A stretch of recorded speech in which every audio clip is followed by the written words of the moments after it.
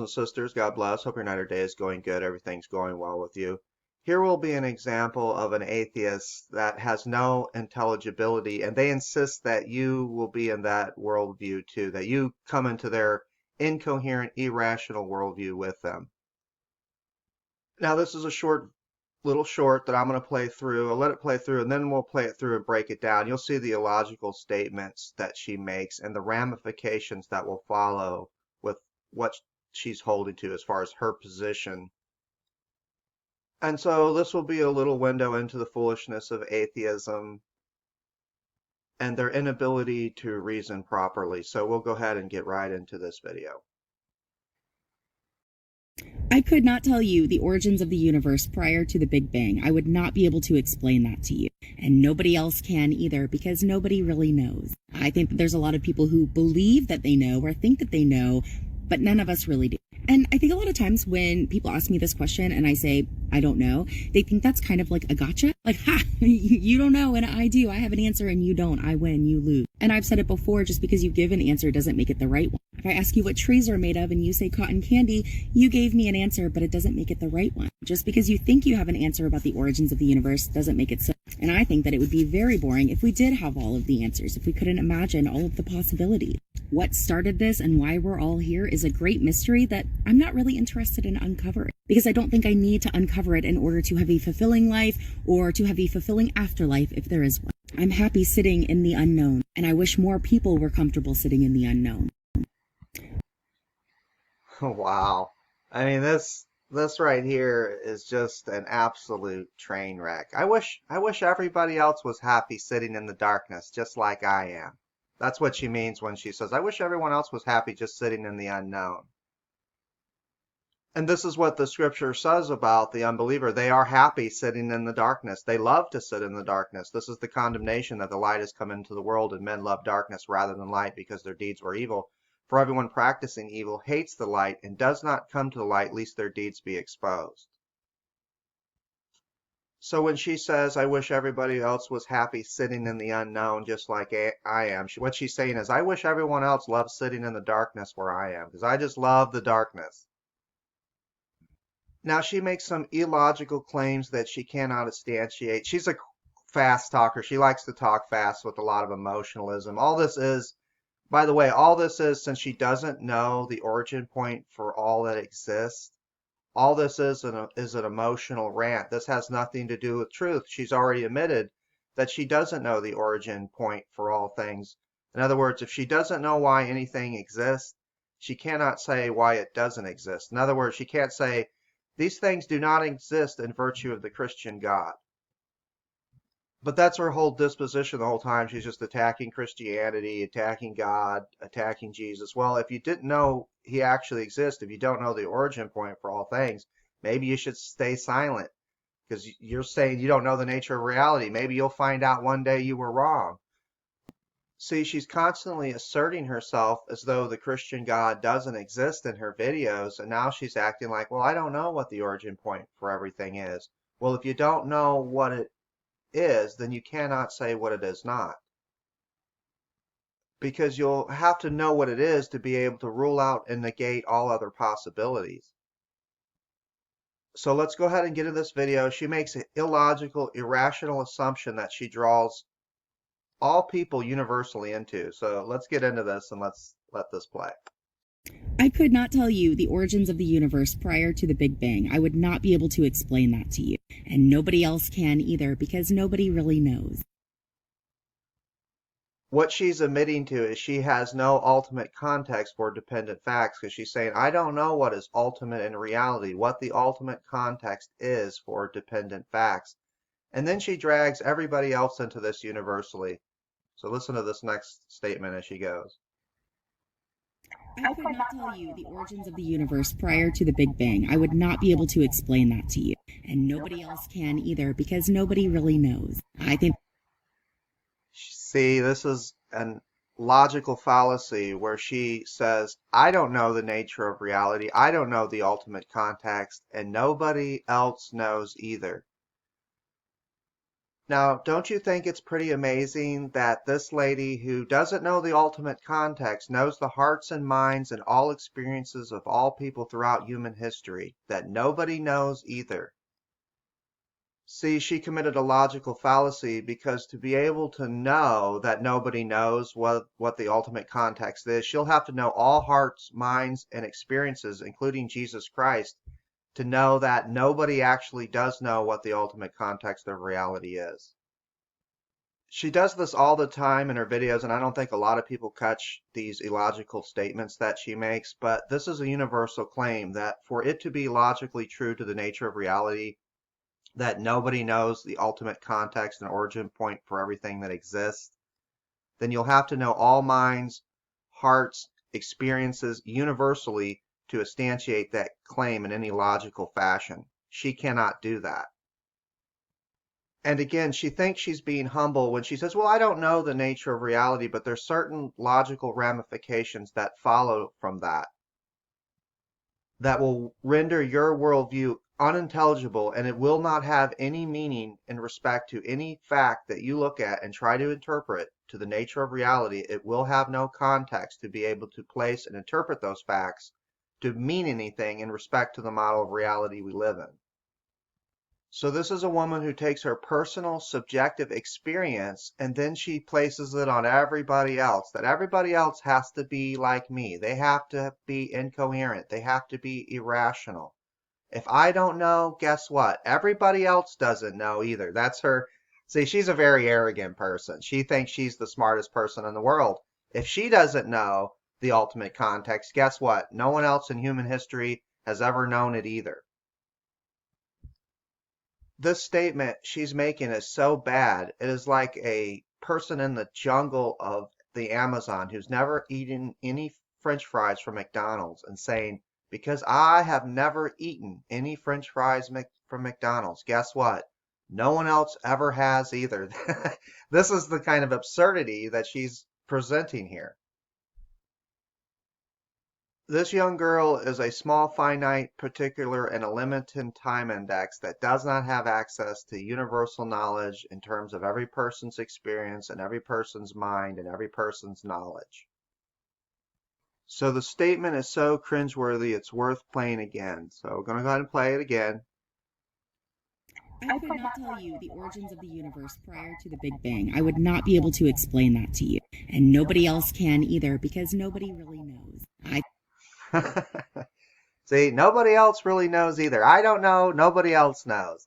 She's making a statement that only could be logical if she could instantiate that from an omniscient perspective like God's, where you know every mind, every heart, and every experience, something that she does not have access to. So you can see how atheist reason becomes very laughable when you start to break it down and understand that they have no context to interpret facts. They're constantly making illogical assumptions that they expect you to abide by. They say things that they have no logical basis for, but they want you to submit to their reasoning. See, she doesn't like the book of the Bible, but she wants you to submit to the book of her mind. Why should we submit to the book of her mind? Why is it rational? Why is it coherent? Is there any context to the book of her mind? No, she has no context to be able to interpret facts intelligibly to what reality actually is. So we'll go ahead and play a little bit more of what she's saying here. I think there's a lot of people who believe that they know or think that they know, but none of us really do. And I think a lot of times.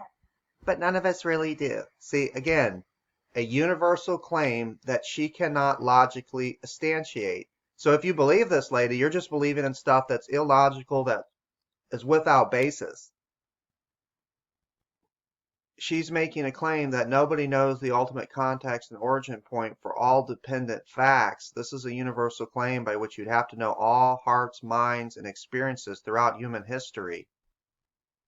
This is as ridiculous as someone living on an island all their life. They live to be about 30 years old and they say to themselves, no one else has lived to be 40. I haven't lived to be 40. No one else has lived to be 40 either. I'm going to move on the rest of this video, but I just hope that people understand how dumb this point is that she's actually trying to make. It's not a point at all. It has no foundation or any basis to reality, anything that can be actually be demonstrated to be true. It's just her own humanistic reasoning. See, she already has the assumption that the Christian worldview isn't true, and then she just rides off her assumptions and makes up things based on her assumptions, not based on anything logical that she can prove. When people ask me this question and I say, I don't know, they think that's kind of like a gotcha. Like, ha, you don't know and I do. It is a gotcha. It is a gotcha because you cannot have facts without context. No context, you have no interpretation for dependent facts. This isn't a theological thing. It's not a biblical thing. It is a factual, logical thing that is true to the nature of reality no matter what conversation you're having. If you don't have context, you cannot interpret the facts. See, with this statement, she thinks she has walked through the doorway of humility, but she's walked through the doorway of stupidity. Now, this is a gotcha moment. Because dependent facts are not standalone. They are dependency states that have their ultimacy in an ultimate that will interpret those facts. So when we're talking about the ultimate nature of reality, and that's what this discussion is, and she's always talking about the nature of reality, what it's not. She's always saying, it's not the Christian God, it's not the Christian God. Then she'll tell us, well, I don't know what the ultimate origin point is. I don't know why anything exists. But one thing she knows, it's not Jesus. That's the one thing that she knows it's not, is not Jesus. The problem with that is when you reject Jesus, you're rejecting the ultimate context because all things were made through him and for him. Without him, nothing was made that was made. He is the ultimate context that would provide for the intelligibility for all dependent facts, that they only mean something in respect to the model of reality he created. If you don't accept his self-disclosure as the ultimate creator and sustainer and institutor and interpreter of all facts, you will have no context to place and interpret facts. You will be in darkness. And that's why Jesus said, I am the light of the world. He who follows me shall not walk in darkness, but have the light of life. They won't be in darkness about the nature of reality. They will have the light of life. Notice how she says, I wish people were happy sitting in the unknown. I wish people were happy being in darkness with me. That's what she's saying. See, it's not an act of humility to admit that she doesn't know. When she says, well, I don't know why anything at all exists. All she's admitting to is that when it comes to the discussion of the nature of reality, she has no business talking about it because she doesn't know. And when it comes to trying to interpret facts in her life, like the coffee cup she has in her hand, or the shirt, or the grass behind her, or the trees, there is no proper or ultimate interpretation that she can provide for one single one of these facts. And she's admitted that by saying, I don't know. I don't know what the ultimate origin point for these facts are. In other words, I have no intelligibility or meaning for the things around me. The only thing she's left with in life is to idolatrously conceptualize things around her to have meaning, to have purpose, to have reason, to have intelligibility, independent from an ultimate context. That's ridiculous. That's absurd. That's illogical. You cannot have meaning and intelligibility independent from context. Go ahead and play a little more. I have an answer and you don't. I win, you lose. And I've said it before, just because you give an answer doesn't make it the right one. If I ask you what trees are made of and you say cotton candy, you gave me an answer, but it doesn't make it the right one. But see, from her position and the rejection of God's self-disclosure, she cannot know what a right answer would be, because a right answer would be dependent upon an ultimate context. If you don't know what an ultimate context is, then you don't know what it is or what it's not. You don't know what the right answer is. See, she says, just because you give an answer doesn't mean that it's right. Well, it doesn't mean that it's wrong either. And you won't be able to know what's right or wrong unless you know the context. And she's already admitted to that. She already admits to saying, well, I don't know. I'm happy being in the unknown. I'm happy being in darkness. She's happy sitting in darkness, telling everyone else that you're sitting in darkness too, that she's making universal claims in her darkness that she can't instantiate, that you don't know the nature of reality either. You don't know the ultimate context, that she sits in the darkness about what reality is. It's so ridiculous. It's so illogical. It's like somebody sitting in a blackened cave yelling at other people outside the cave. You haven't seen the sun either. You haven't seen the clouds either. You don't know what the sky looks like. I mean, This is ridiculous. She's making universal claims that she cannot instantiate. And yet keeps speaking them forth as though they're fact, the whole time admitting she doesn't even know what the nature of reality actually is. Because you think you have an answer about the origins of the universe doesn't make it so. And I think that it would be very boring if we did have all of the answers, if we couldn't imagine all of the possibilities. Well, she just thinks that life would be boring. So it's a lot more exciting being in the dark.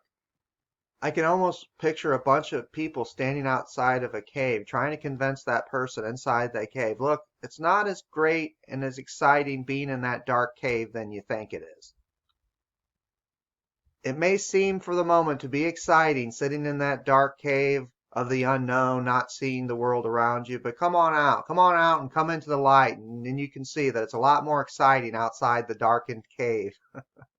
I mean, it's like, it's just, what's more exciting in life? That's what's important, not what the truth is. What's exciting? I mean, so I'm going to go ahead and play a little more. Started this and why we're all here is a great mystery that I'm not really interested in uncovering, because I don't think I need to uncover it in order to have a... So it's a great mystery that she's not willing to uncover. In other words, she doesn't want it uncovered for her. She doesn't want to know the truth. She would rather remain in darkness. It's a lot more exciting. This is nothing more than her being subjective. You could talk to a group of people, and some people will tell you, I think it's more exciting to be in hell than go to heaven. They'll give you their subjective opinion. I think that it would be boring in heaven. I think it would be boring to be in that place. It'd be a lot more exciting to go to hell. See, hopefully as you go through these videos, and all her videos are like this, by the way. Some people may not have the ability to reason, unfortunately, from the scripture, maybe see the logical inconsistencies that she makes, but she does them all the time. And everything she says, there's no ultimate context to be able to interpret those facts to the nature of reality. And she even openly admits this, and she doesn't understand philosophically the catastrophic, colossal blunder of this. But in her mind, she actually thinks it's a point of humility. When now she has a worldview and the denial and rejection of the self-disclosure of Jesus Christ as being the creator, institutor, and sustainer of all dependent facts, she has a worldview that has no identifiable ultimate context by which facts can be placed and interpreted to mean something and be intelligible in respect to what the nature of reality actually is. This is not a point of humility to then say, I don't know what the ultimate context is. This is a point of foolishness. The fool has said in their heart, there is no God. When a person says, well, I don't know what the ultimate context is. I don't know why anything or everything exists. This is not a point of humility. This is a point of foolishness. The fool has said in their heart, there is no God, for God has made himself evidently clear that he is the creator of everything. The wrath of God is revealed from heaven against all ungodliness and unrighteousness of men who suppress the truth and unrighteousness. For that which may be known of God is manifest in them, for God has shown it to them. For since the creation of the world his invisible attributes are clearly seen, being understood to the things that are made, even his eternal power and Godhead, so that they are without excuse. For although they knew God, they did not glorify him as God, nor were they thankful, but they became futile in their speculations, and their foolish hearts were darkened. See, we have two minds operating. We have God's mind that says that atheists do not exist, that people are without excuse, that what may be known of God is manifest in them, for God has shown it to them, for since the creation of the world his invisible attributes are clearly seen, being understood through the things that are made, even his eternal power and Godhead, so that they are without excuse. So whose mind do you want to operate from? Do you want to operate from Kristi's mind, who says, well, I don't know if there's a God. I don't know what the ultimate context is. Or do we want to operate from God's mind, who says that Kristi actually does know and that she's suppressing the truth and unrighteousness? I'm going to operate from God's mind because God is the only one that can instantiate universals, because he knows every heart, mind, and every experience, something Kristi doesn't know. And I'm going to operate from God's mind. I'm going to operate knowing that God knows who those people are who are being deceptive about what reality is. That through creation they have been presented with the Christian God of the Bible, that he's the creator, sustainer, and institutor of everything. He's the ultimate context that provides interpretation for everything. And the denial of that will lead to darkness. It will lead to the unknown, which she says she's happy in being the unknown, in the unknown. What she's saying is, I'm happy of not knowing the context that would provide for the interpretation for dependent facts. I'm happy about being in the darkness so that I don't actually have intelligibility for anything around me. And she wants everyone else to sit in the darkness with her and then call that enlightenment. I mean, this is crazy. This is the modern atheism, people. See, when she says she's happy and she admits to being in the unknown, that she doesn't know ultimate context, she's saying, I'm happy not having an intelligible world around me. It's like someone reading a few sentences out of a book, forming a subjective opinion. You ask the person, hey, you want context for that sentence that you just read? And they're like, no, I'm happy being in the dark. I'm happy about being in the unknown. I'm happy about idolatrously conceptualizing my subjective opinion to be the truth. That's all she's doing here. She's happy with her subjective opinions and views as though they were truth, and she wants you to accept that as well. Fulfilling life, or to have a fulfilling afterlife if there is one. I'm happy sitting in the unknown, and I wish more people were comfortable sitting in the unknown. Kristi is happy about herself sitting in the darkness, and she wants you to be happy sitting in the darkness with her. She wants you to be happy sitting in a worldview that does not tell you what the nature of reality is, that you can just idolatrously conceptualize reality to be whatever you want it to be. All she's saying is I'm happy not knowing the truth. I'm happy not knowing the truth. I guess there's situations in this life where people could be happy in a state of ignorance. Like if your spouse was cheating on you, there might be some people that be like, well, I just don't want to know. He might be out there cheating on me. He might be sleeping with several different women, but I'd rather not know. I'd just rather live in my subjective view that makes me happy. That I'd rather be in the dark when it comes to truth. And that's all she's saying, is she would rather be in the dark when it comes to what the true nature of reality actually is. I could not tell you the origins of the universe prior to the Big Bang. I would not be able to explain.